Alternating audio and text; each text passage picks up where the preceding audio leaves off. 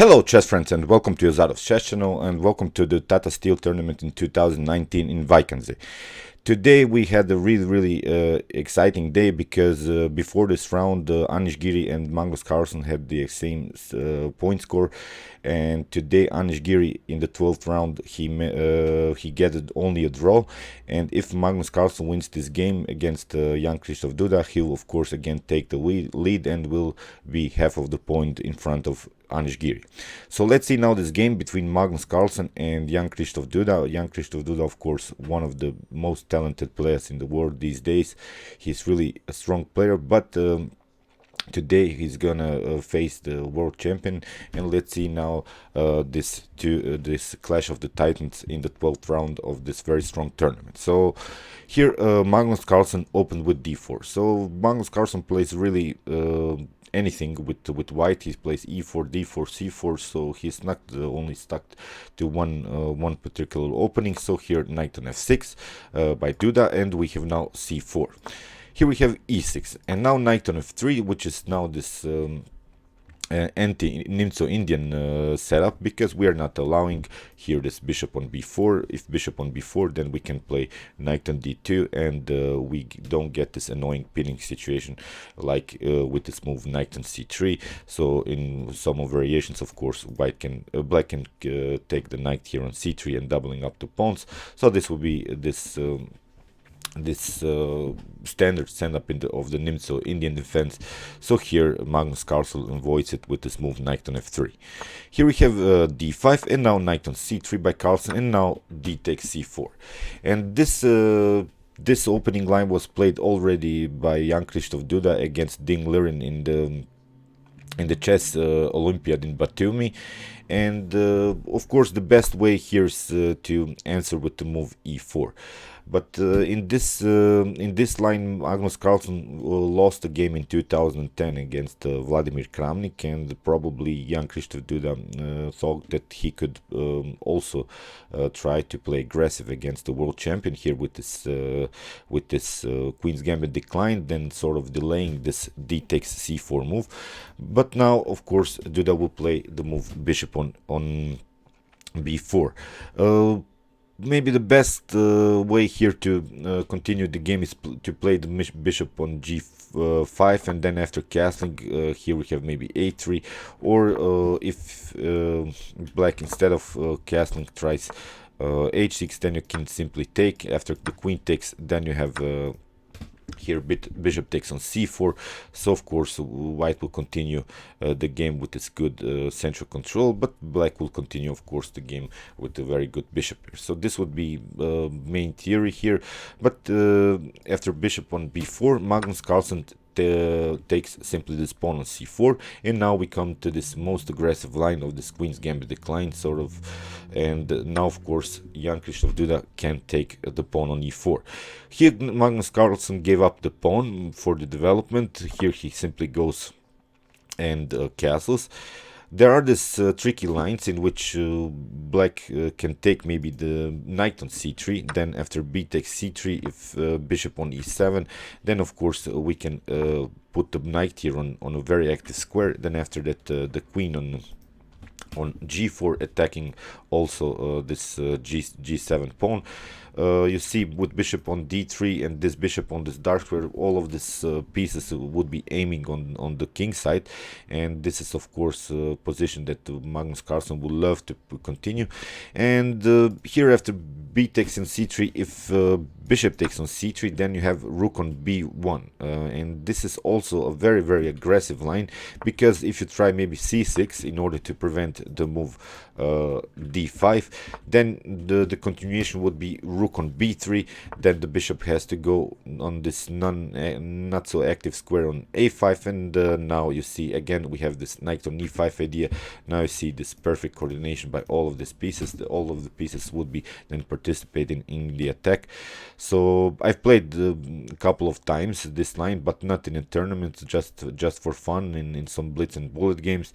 And okay, it's really aggressive and you have this opportunities to attack, but I would not go into this line as white, because you gave up already 2 pawns, and maybe against a good defensive player you could you could lose immediately. So here, instead of after castling, Duda played knight on f6, which is now preventing a potential queen on g4 move.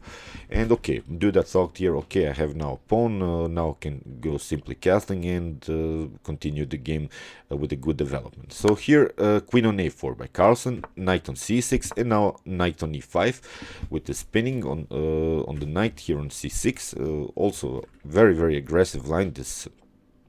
This takes c4 idea by Duda, and now rook on b8. Now we have rook on d1, and now castling by Carlsen. Knight takes on c6, we have b takes on c6, and now queen takes on a7. Okay, again we have now we have equal material. Black has this double pawn situation, but you see they are not so easy to attack. Meanwhile, at least the queen got deflected from the attack on the king. So you see it was already a good coordination by Magnus Carlsen pieces. Now the queen is here on an inactive square on a7, and Carlsen would need many moves to regroup his pieces and try to attack. So here bishop on d7, of course a developing move, and now queen on a4. Now Carlsen just wants to get his queen into the game. Here we have c5 by Duda, and now queen on c2. So two moves, as you see from this a7, then a4, and then queen on c2. So that was probably Duda's idea here, just to get some breathing space, because Carlsen was really fast on the attack in this game. So here c takes d4, and now rook takes on d4. And I've talked about this rook lifts in my basics in chess series, and I always said when this rook gets lifted in an early stage of the game, it has to go somewhere, it has to attack, and Magnus Carlsen finds this very good rook lift already now in move 15. Now of course bishop on c5 by Duda, but now Magnus Carlsen has a very good rook here on h4, and now you see the possibilities. The knight is the only defender of this h7 pawn, so if we could somehow deflect the knight from the defense of this h7 pawn, of course this would be a deadly attack here for Jan Krzysztof Duda. So that's why Jan Krzysztof Duda played the move h6, and now Magnus Carlsen did some very deep calculations here. So see, in this game between Carlsen and Anand, we have sort of a positional Carlsen. Today we had a really tactical one.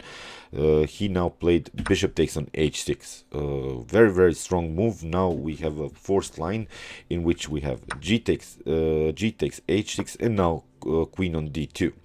So now this pawn is really under fire here. So that's why Duda has to play defensively here, accurate. He has to be accurate, or he will get checkmated. So he plays here the best move in order to defend his king. He played knight on h7. Now we have knight on h6, and now he finds this very good move, bishop on f2. King has to take, and of course queen on f6. Now we have this simple trade of the queens. Queen takes on f6, and now rook on b2, so this intermediate check. Now king on g1, and now knight takes on f6. So we have now again equal material, but of course white has a better activity here with his pieces, and we have also a supported pass pawn, which could be a problem here for Jan Krzysztof Duda. Of course we have also possibilities to attack this very weak knight on f6, and this would be also on the target here, this f7 pawn. So that's why Carlsen plays first rook on f1, attacking the knight. Now we have king on g7, and now rook on f3. Very active play. Now the threat is of course to play the rook here on g3, so that's why rook on g8, and now rook on f4. You see, Carlsen has really occupied this f file, and you see this was really a forced line with this bishop on h6 idea. He did some really good calculations in this opening, and now you see this f7 is really under fire, so that's why Duda decides to give up 2 of his pieces for the rook. So we have here now rook takes on f6, we have bishop takes on f3, and now rook takes on f3. So okay, now let's evaluate a little bit the position. It would be good here for Duda that if we would have a position in which Duda had maybe the pawns on the h file or maybe here on the g file. But the problem is that Magnus Carlsen has a pass pawn on the h file, and he has also a pass pawn on the a file. So this these 2 rooks that now Duda has will really be sort of deflected by these 2 pawns, because Magnus Carlsen can play on both sides and try to push the pawns. So this idea was very strong to go into this forced endgame here by Magnus Carlsen, and now he has okay, he is slightly better here, but of course he likes this position in which you have to be careful in every move, and now we have a perfect endgame sort of that he likes. So rook on d8 was played. Now rook on f2, of course we are not allowing doubling up the rooks here on the second rank, so Carlsen wanted to trade off these rooks. Then after that he would of course continue the game with this pass pawn. So rook on b4, we have bishop on b5. Now when you have this position with this knight and the rook here maybe against these 2 rooks, you want to have your pieces compact, you want it to be all connected. So now what Carlsen wants to do is maybe to protect the rook, to play the rook maybe on f3, which would then of course protecting the knight. The knight would be protecting the bishop, and maybe try to play a4. So this will be a good connection between the pieces. So that's why Magnus Carlsen wanted to play this bishop on a square where it's defended by the knight. So when the pieces got maybe too deflected from each other, of course there would be then an object of an attack of these 2 rooks. So that's why Magnus searches here for this very good coordination by the piece. So rook on a8, now a4, as I said. Now these pieces are very glued together. Let me express in this way. We have c6, and now bishop on e2. Again Magnus plays on this bishop on a square which is defended by the knight, and now rook on a5, rook on f3, and now you see we have now perfect coordination by the pieces. The rook is protecting the knight is protecting the pawn, the knight is also protecting the bishop, and the bishop is protecting the rook. So nothing can happen here, because of course black will never give up his rook, his 2 rooks for maybe the knight and the pawn, because white will continue the game of course with this piece up situation, and that would be a completely winning endgame for Carlsen. Now Duda plays f5, king on f2, and it meets with the idea when you're playing in an endgame, you should really play with your king very actively. So you should try to put your king towards the center. Rook on c5, and now bishop on d1, e5, and now knight on e2. King on f6, and now rook on a3. This is now Magnus Carlsen's very good idea. Now this pawn is supported, and could be a problem for Duda in the long term, because if Duda doesn't watch out here, he could this pawn could be promoted to queen, and that's why Duda had played rook on b1, and then after that he would try rook on c5 and just to block this pawn. Now king on e1, e4 was played, and now g3. This g3 is also an important move, which is not allowing Carlsen to play.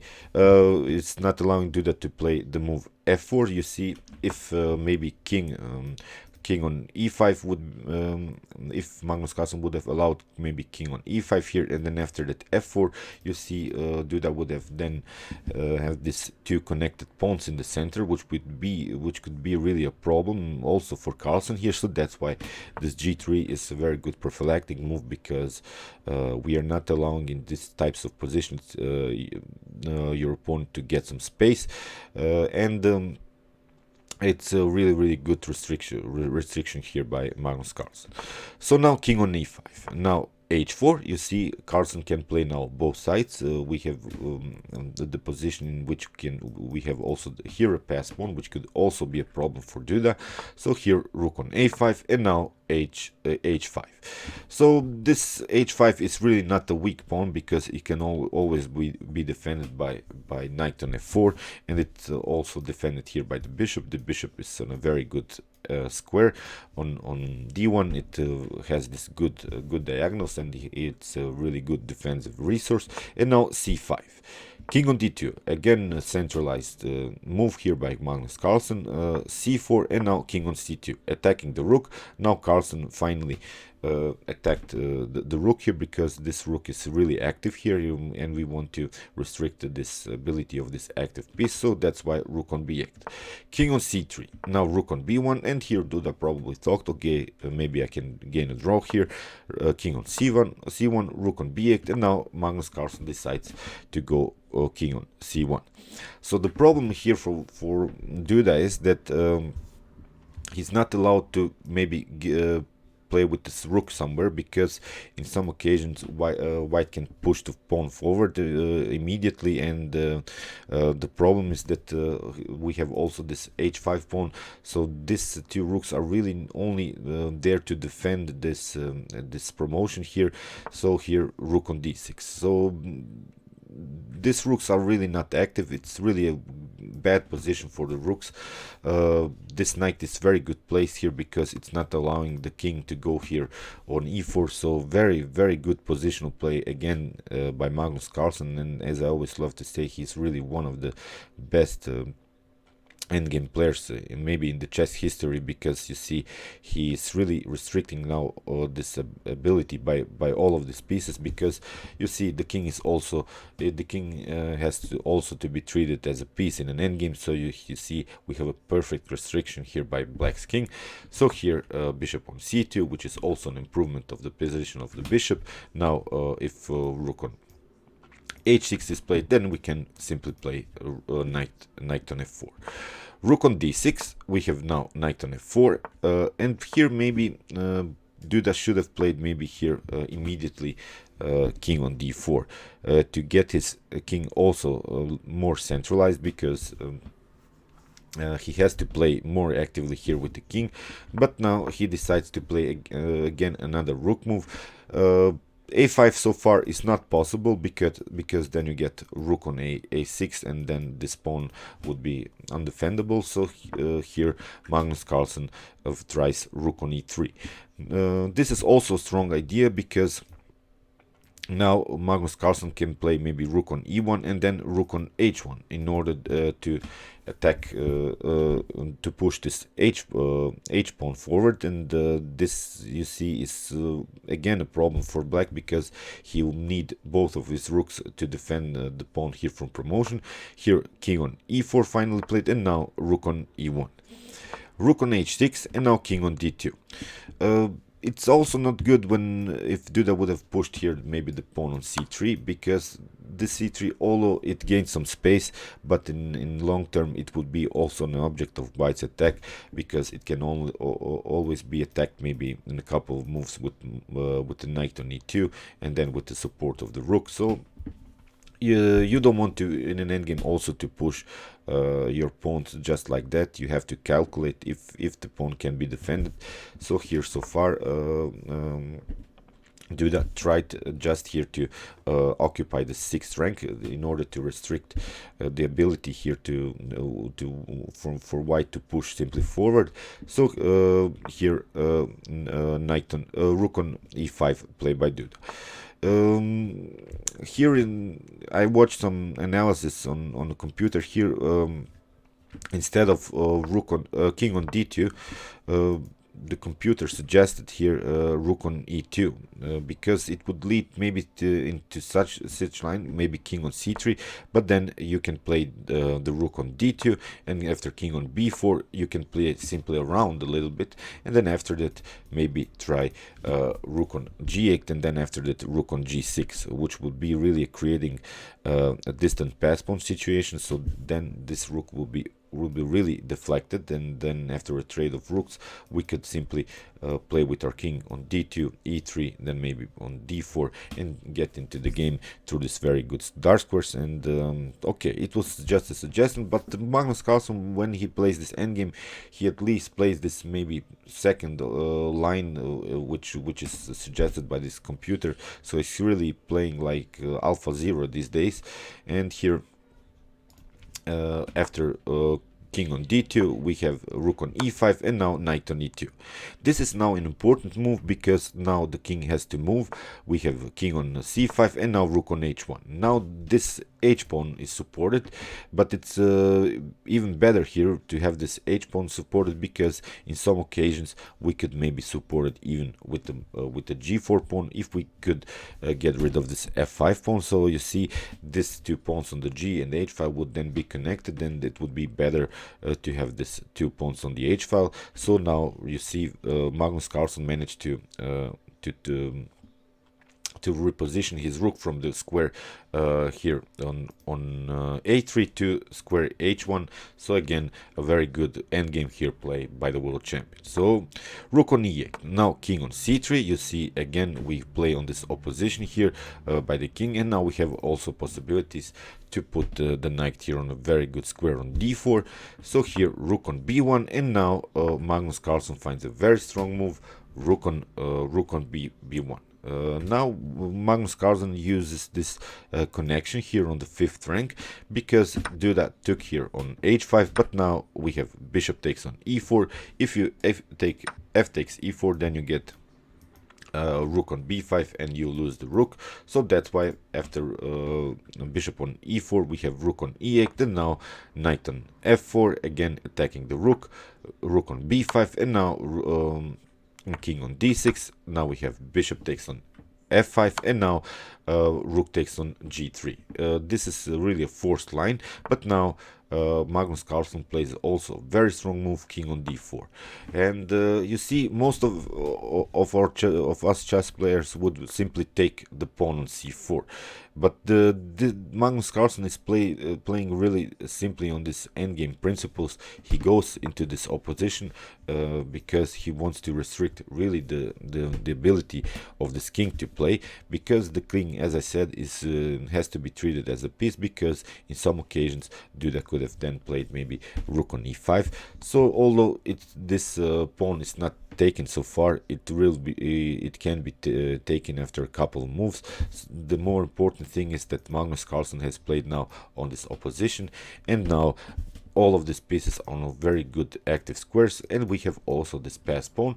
So very good calculation again by the world champion. Rook on g1, and now rook on d6. You see, when we have this opposition, now the king has to go on an annoying square. Duda was forced here to play the king on e7, but that was all possible because Magnus Carlsen did go into this opposition. And here it was also sort of a tricky move. If you play king on c7 attacking the rook, you will get checkmated in 2 moves. So here we have knight on e5, and then after that king on d8. Now we have rook on d6, immediately checkmate. So that's why Duda decides to go, of course, king on e7, and now knight on g6, king on f7, and now knight on e4. You see, Magnus Carlsen did some calculation, and then he took out the pawn with the knight, not with the king. But the difference here is that this king is now far away from this pawn, and that's a difference. If we would have allowed here Duda to have the king here maybe on the queen side, you see the king would be also protecting this pawn from promotion. So you see, Magnus Carlsen played this endgame very good. Now we have this pass pawn situation, and basically this should be a winning endgame for white, because black is forced to of course in some variation to give up his rook for this pawn, or maybe 2 of his rooks for for the rook and the pawn. But again, we can of course checkmate with the bishop and the knight. So if that happens, if black gets rid of these 2 rooks for the rook and the pawn, Magnus Carlsen would have then of course have this winning endgame with these 2 minor pieces. So rook on a8, and now a5, simply pushing forward, rook on a1, and now rook on b5. again, you see Magnus Carlsen keeps his pieces together. He keeps it really stick together, and there's no way if you attack these pieces, of course they will be very good connected. And after that, so rook on a7, bishop on e4, rook on c7, and now rook on f5, king on g7, and now bishop on c2, rook on c1, and now king on c3. Okay, you can play maybe here rook on c4, then after that king takes on c4 and king on c2, but this is really a winning endgame because this rook has cut out this f file, and of course the king cannot go here maybe on the e file or d file in order to prevent this pawn from promotion. So this rook on f5 was a strong idea by Magnus Carlsen here in the last couple of moves. So although maybe it wasn't the best line, but it was a clear line in which he saw the win. So here after king on c3, Duda played rook on f7. He wants to trade out his rooks, but now Carlsen simply took out. Rook takes on f7, we have king takes on f7, and now knight on a3, and in this position Duda resigned. Because if you try rook on a1, we can simply play king on b4 and simply push to forward because the king cannot capture the pawn. So if you try to go somewhere around, maybe after knight on a3, if you try rook on e1, you see again we can simply push forward, and after that we can protect the pawn by the knight, play bishop on e4 and push the pawn on a8, and again black would be forced to give up his rook for the pawn. So again Magnus Carlsen would have then an endgame with his bishop and knight, and you can of course checkmate your opponent's king with these two pieces. So I hope you enjoyed this video. You can also watch my Jan Krzysztof Duda versus Ding Liren chess game, which I also analyzed in the Batumi Olympiad in 2018. It's really similar to this game, and Ding Liren played there a very strong game. And you can also watch my other analyzed games from this from my commented chess game series, and you can also watch my best chess games of all time if you want to see the best chess games that have been ever played in chess history. And you can also subscribe to my channel. Thanks you for watching, guys, and chess is the best, and Magnus Carlsen is really the best.